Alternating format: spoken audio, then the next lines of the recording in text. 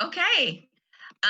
So I know this took a while to kind of get started, but I think that this is such an important um, presentation, and it's so important for us to be talking about Black mental health. And so I'm very excited and very pleased that I was asked to speak. So my name is Charisse Williams. I am the assistant director of the counseling center. Besides being the assistant director, I'm also the training director as well as. Um, oh, it seems as if my voice is echoing, and so let me see if I can try and figure that out a little bit.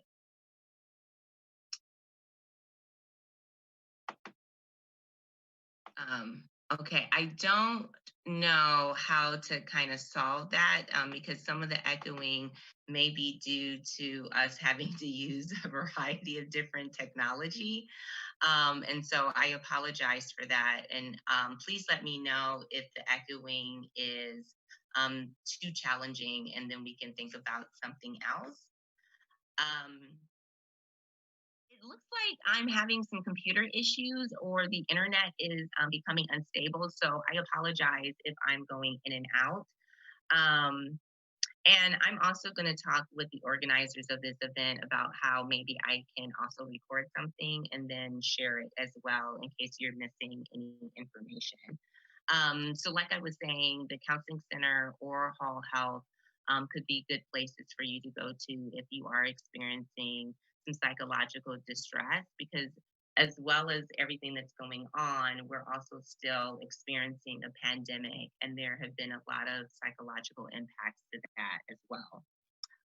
So one of the things that I wanted to talk about is basically how to address and deal with your mental health during this really difficult time. So one of the things that my one of my colleagues told me is that right now, especially with COVID, it's kind of like we're in a marathon, and in terms of running this marathon, we've needed to sprint the first 5 to 6 miles. And so, with COVID 19, and especially with everything's going on right now, it feels as if we are running really quickly and really trying to um, get to where we're going. And where we're going is to some place of normality or normalcy. And so, right now, I think that since things have settled down a little bit in terms of the pandemic, but things are starting to amp up in terms of civil unrest, is that we kind of sprinted the first 5 to 6 miles of this marathon. And now we're kind of hunched over, hands on knees, trying to figure out how we are going to be able to run the rest of this marathon, given the fact that the weather is really bad. It's like snowing and raining, and the terrain is very treacherous. And so, how can we keep going knowing that this is going to be a pretty long effort, especially when it comes to social justice as well as dealing with the pandemic? So I don't know if any of you have run or run marathons, but one of my favorite marathons is the Rock and Roll Marathon. And one of the reasons why I like it is because at every mile or every couple of miles, there's a band and there are water stations and there are towel stations. And so basically, as you're running the marathon, you're given the ability to think about how am I going to get to the next mile as opposed to how I'm going to finish the race. And there are resources along your route to help you get to the next mile. And I think that when we're running a marathon, that's what we need to focus on. How can we get to the next mile? How can we get to the next part of this marathon? Because eventually those miles will accumulate and we will have run the entire marathon. But it's really important to think about what is going to be your water station, what's going to be your towel station, what are going to be the resources to help you keep running, given the fact that this is a marathon that we've just started and we have so much further to go. And so really think about what are going to be those resources. And so as I think about some of the things that we can do, it's really important to think about how you can focus on self-care during this time.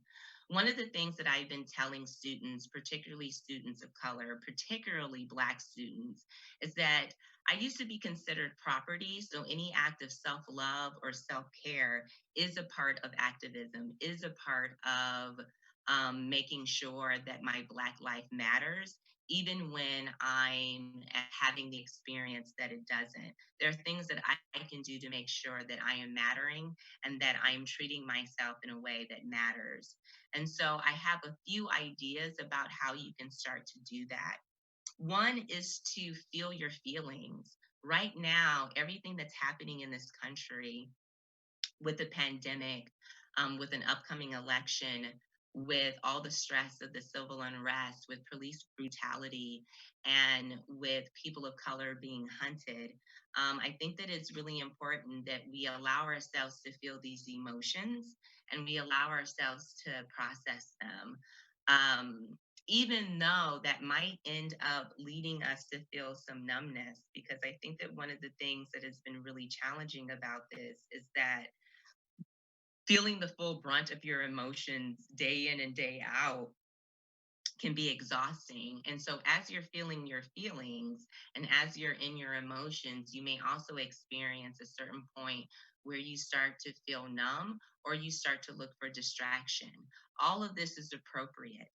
And so, it's really important that you take care of your emotional climate and find a way to be present with your emotions until they become so challenging that it becomes difficult for you to function.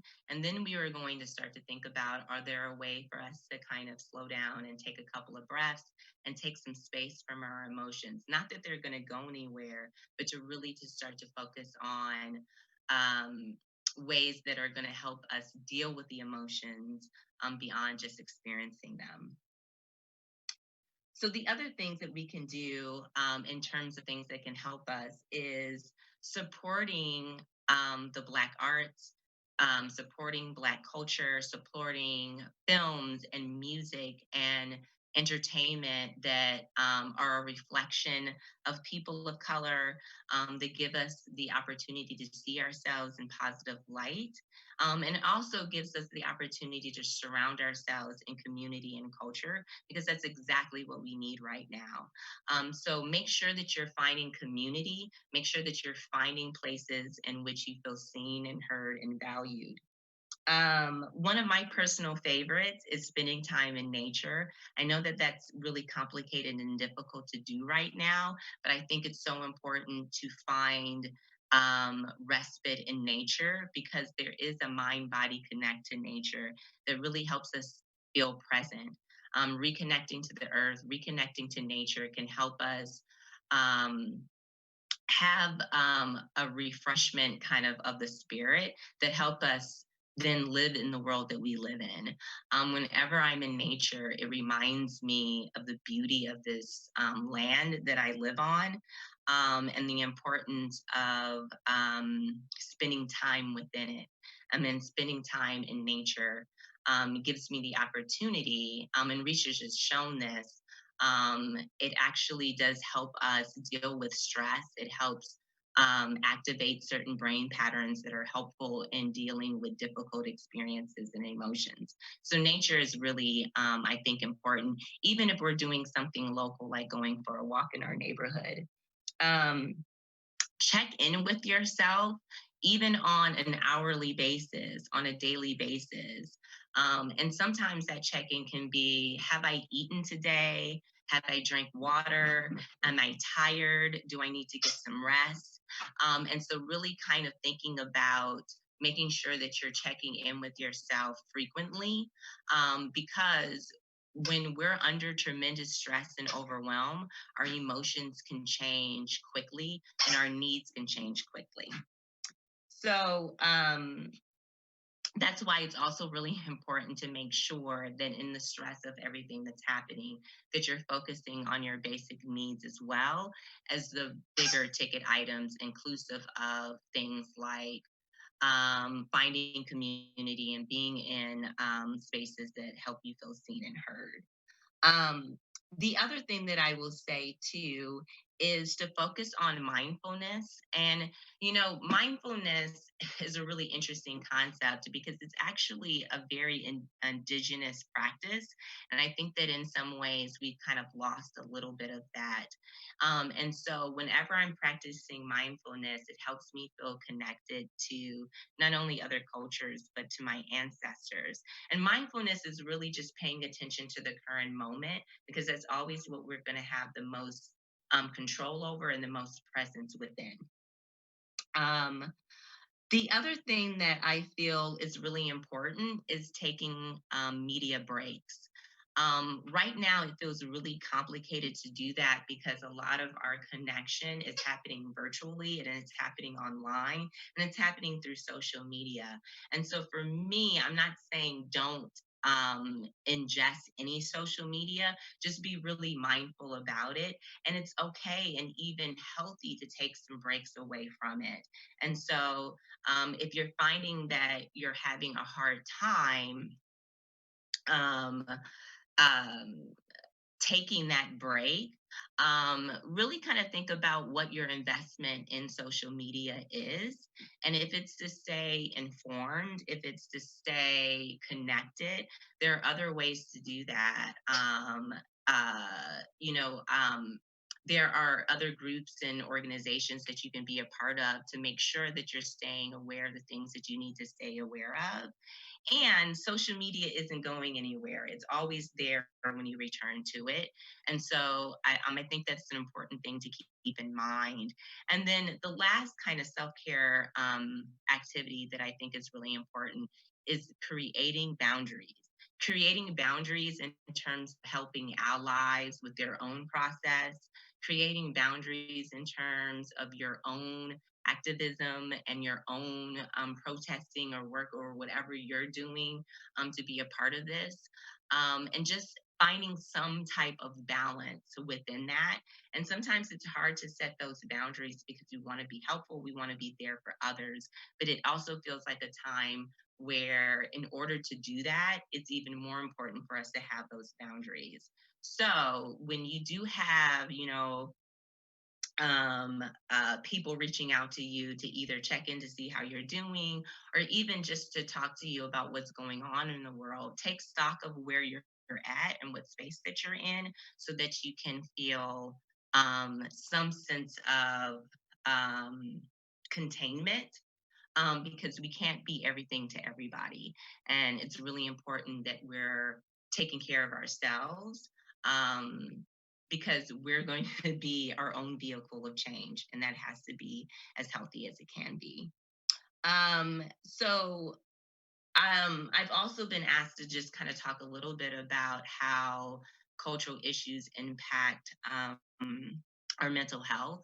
And what we know is that racial fatigue and trauma can be as psychologically impactful as depression and anxiety and some of the other mental health issues that we deal with. And if you already have these issues, it can exaggerate them to a great deal. And so, one of the things that I say about racial fatigue and trauma is that it's chronic and it's ongoing. And I think one of the things that I've been talking to folks with about is that when you are perpetually inundated with images of Black bodies being murdered over and over and over again without any changes, without any recourse, it starts to create this emotional exhaustion. I'm sorry, my dog is playing with a squeaky toy. Let's just take that from her. Um, and so, whenever you're dealing with those repeated, consistent images, it's going to be fatiguing, it's going to be exhausting. And part of the reason why it's exhausting is one, seeing those images are very heavy on us. But the other piece, which is really important, is that if you're experiencing trauma and there are no changes, there's no relief, then it's going to become a chronic condition. And so I think that that's one of the most significant things to think about is that as the world continues to struggle with these issues, we're going to continue to be impacted. And that's one of the biggest ways that mental health issues or how cultural issues impact our mental health. It's because of the ongoing nature, the continuous nature, the chronic nature of these issues, which becomes unbelievably painful for us to bear witness to, especially over time, because it starts to lead to other mental health issues like hopelessness, helplessness, discouragement, and depression.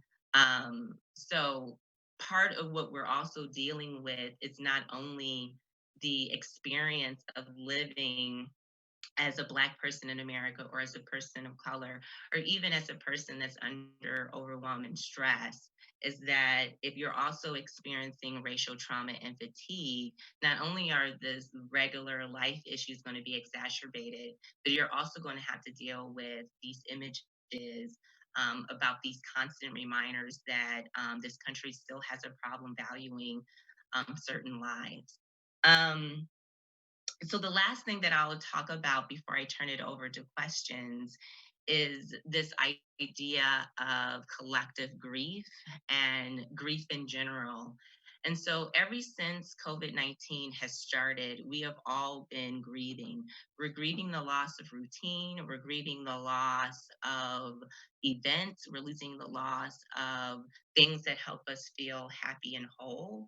And so, as we're all grieving this, there's another layer of grief, which is the loss of Black people and this sense of just sadness that is different because collective grief can be more widely shared because we do have the internet.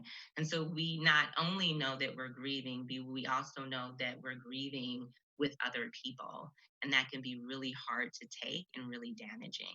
And so as we're grieving, I think that one of the things that has been helpful for me is to reevaluate and rethink about how I'm attached to certain things, particularly outcomes, even things that I do have access to or things that I should have access to, and just really looking for the value or the sentiment of it. Because that can still be obtained even if we are grieving the loss of the gestalt. And what I mean by that is, whereas there is not going to be an in person graduation, which is something to grieve, I think about what is the purpose of a graduation in the first place. And it's really to celebrate the accomplishments of the student that's graduating with the recognition that getting a degree, particularly from a competitive top tier university, is unbelievably challenging. And for some of us, students of color, first gen, it has even been more of a struggle. And so, no matter how this happens, you still get to celebrate um, the accomplishment that you made, even though you don't get to have a traditional graduation. So, whenever you're thinking about the things that you're grieving, think about what is the value and the sentiment of it, and is there something that I can still have of that?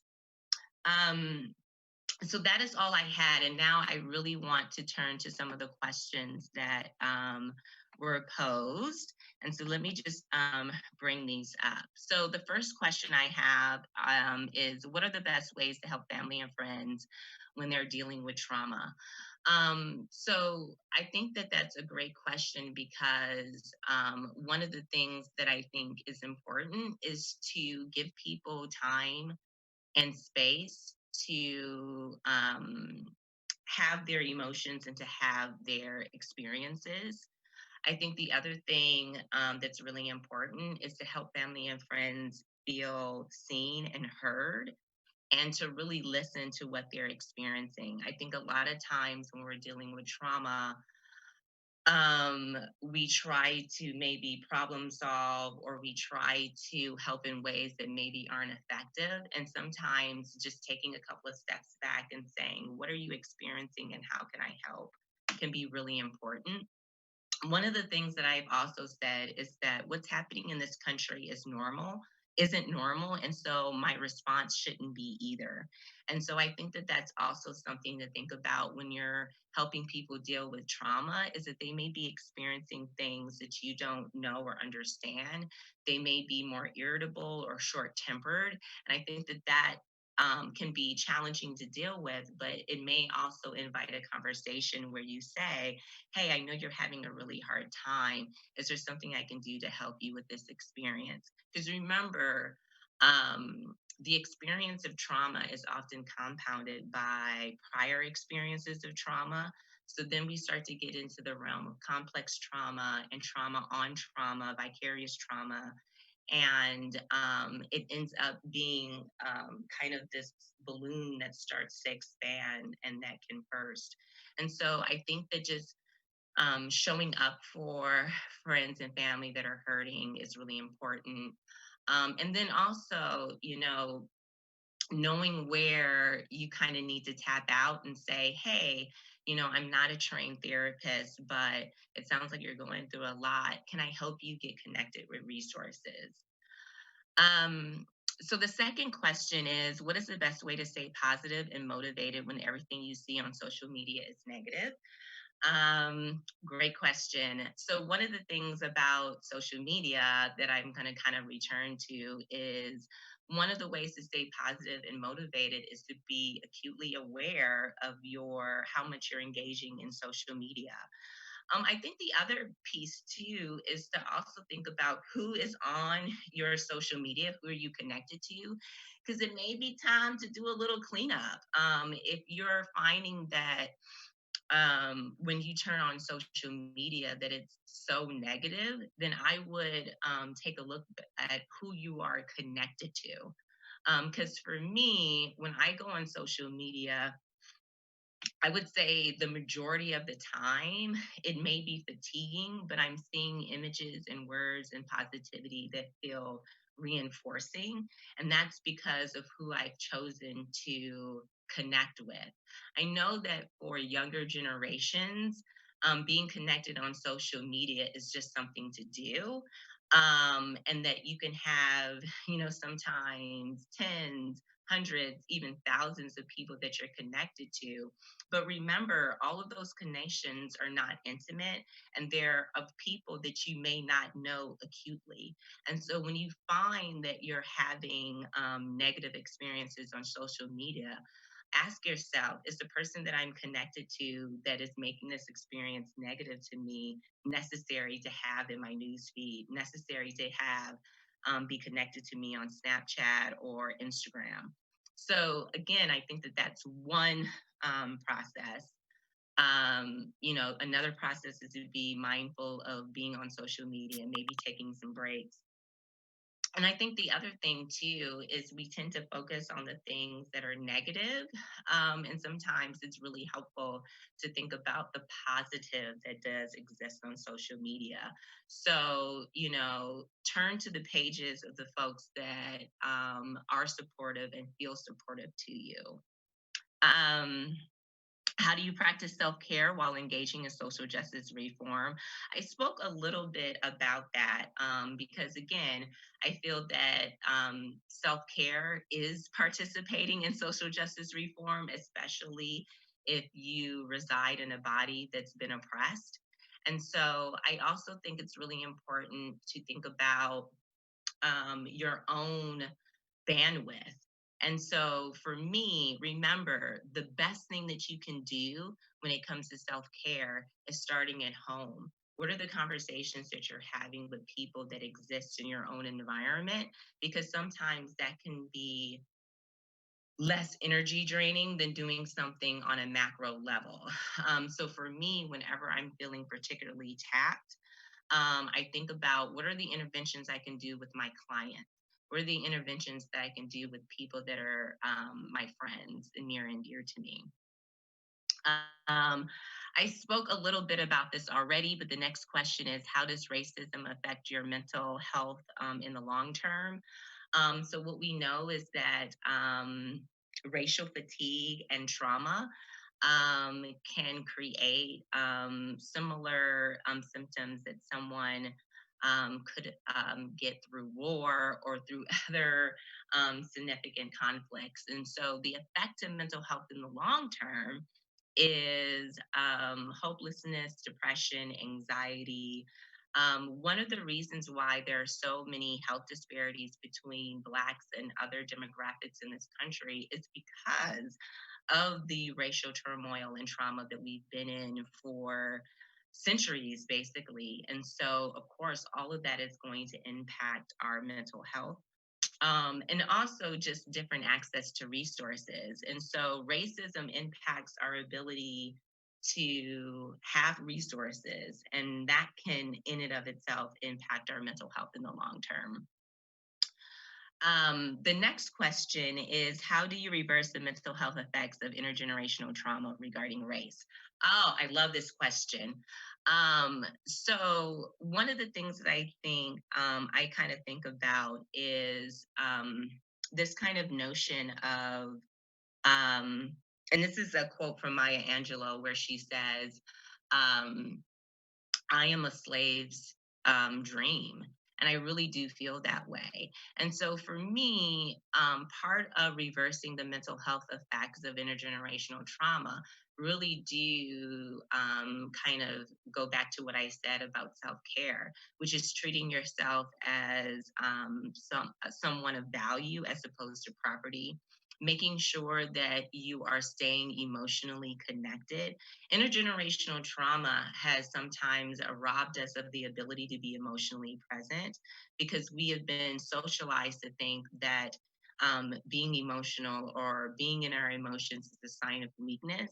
And when you think about slavery, um, slave masters oftentimes would punish slaves that showed emotions um, more severely than other slaves. So when you think about that being incorporated in our psychological DNA for centuries, it is going to be hard for us to find the emotional capacity to be present with our emotions. And so I think that staying in community, practicing self care and mindfulness, um, staying emotionally present can all be things that help dull the impact of intergenerational trauma, even though I think that the only way that intergenerational trauma will get better is for it to end and for us not to experience this chronic trauma. And so the things that we're doing in terms of, kind of slowing down, and sometimes I talk about it about getting out of the matrix. And so sometimes it's about making sure that all of the things that we're socialized to believe, like we have to task at all times and we need to work long hours, all of those different things come from how things have been established in this country. And things have been established in this country based upon white supremacy. And so anytime you're doing something that goes counterculture to these harmful things that we have embedded in our society, it can be really helpful in terms of our mental health. And so the last question I have here are, how should you be proactive about the physical effects of mental illness caused by oppression through racism? I love that question because I think that for me, it really involves kind of what I call the triad of wellness, which is making sure that you're being very mindful of what you're putting into your body in terms of food, how much you're sleeping, and making sure that you're getting physical activity. Particularly if you can do that within nature.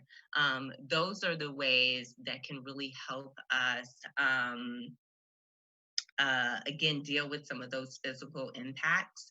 I think the other thing too is being really mindful of watching videos, especially of trauma. I have not watched any of the videos. Historically, I've never watched any of the videos of Black bodies being murdered or killed or violated, um, because I know that that is going to give me, it's going to speed up my heart rate, it's going to physically impact me. And so those are certain things that I try to avoid, because I know it's going to have an impact on my physical health, and my mental health. So unfortunately, I was unable to stay on the rainy day website, because my internet connection was feeling pretty fickle about it. And so, Daniela, if there are any additional questions, if you could email them to me, that would be great. Because again, I'm not on the website, and I can try to reconnect. Um, but I don't know if that will just bump me off Zoom again. So let me see. Okay, I'm gonna try and go back on and see if I can see any of the questions that may have been added to the chat.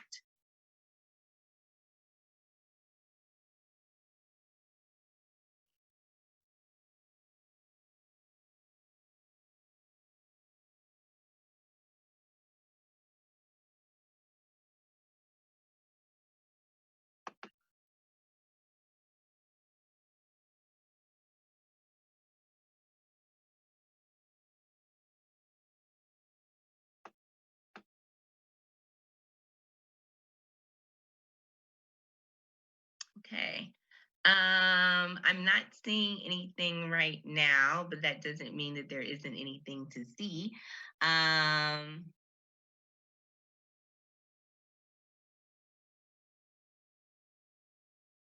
okay. So, are there any additional questions that I could answer?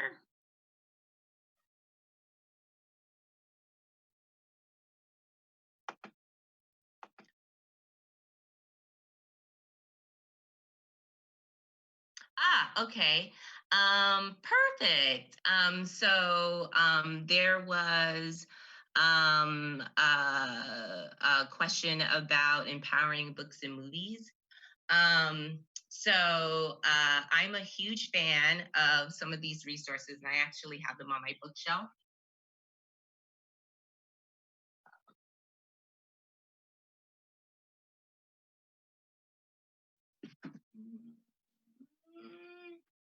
I'm just looking. uh,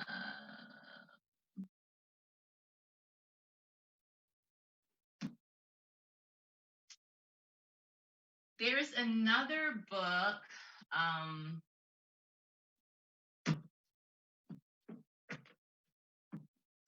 okay. Ah,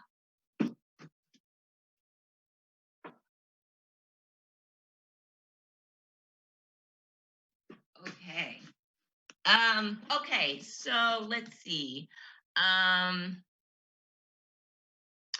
I'm just going to show you some of my resources here, that I think are really good.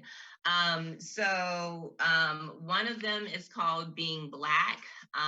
It is by Angela Kodo Williams, and she is an amazing author that kind of talks about um, being Black and kind of the experience of um, living with fearlessness and grace, which is kind of her byline.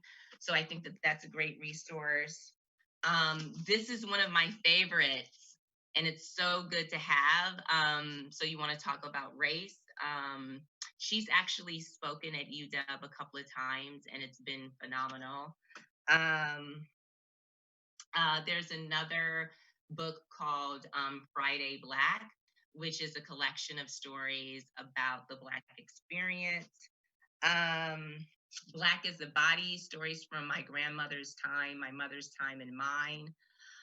There's another book, I don't remember the author's name, but it's called My Grandmother's Hands. And it has a longer title, but if you look up My Grandmother's Hands, it should pop up for you.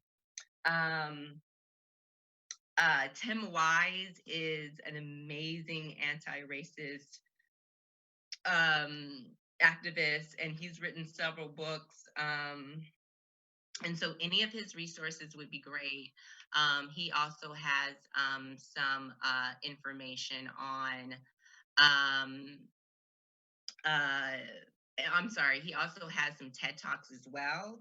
And he also has his most recent book is called Under the Affluence, which is kind of his discussion about uh, kind of Tim Y, or I'm sorry, his discussion about kind of how capitalism impacts um, uh, racism and things in this country. There's also The Bridge That Is My Back, which is a collection of stories and poems and written word from authors of color. There's also Black Girl Dangerous. She has a website and a blog that a lot of people really like. And then in terms of other resources, there's Post Racial Resistance. And I think one that I think is really important, and it's called Trauma Stewardship. And basically, it's about how to really deal with trauma, your own and that of others, in a way that doesn't leave you feeling overly fatigued. Um, those are some of my resources. I think my favorite one right now is Mindfulness for the People. Dr. Angela Rose Black has also spoken at UW, and she's basically uh, a person who started kind of mindfulness for the people again, really wanting to take mindfulness and give it back to the people, and creating some resources for those to help them feel connected. And then on a personal note, I do think that there are a lot of things in arts and television that have been really positive, like Pose. Um, and some other things that are kind of talking about Black discourse. And so those are some of the resources I really like.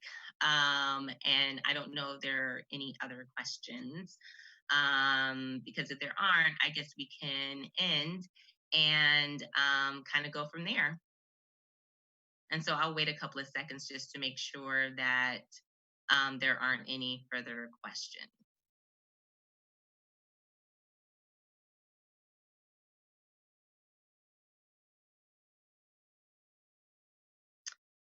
Again, my live stream kind of went out, so I don't know if there are any additional questions.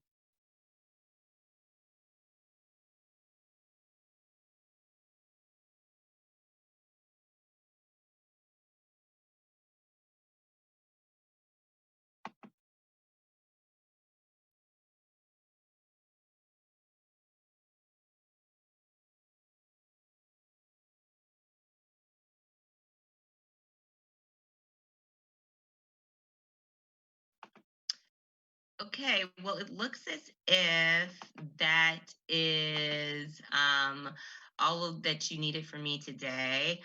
Again, I wanted to thank you so much for inviting me to speak with you.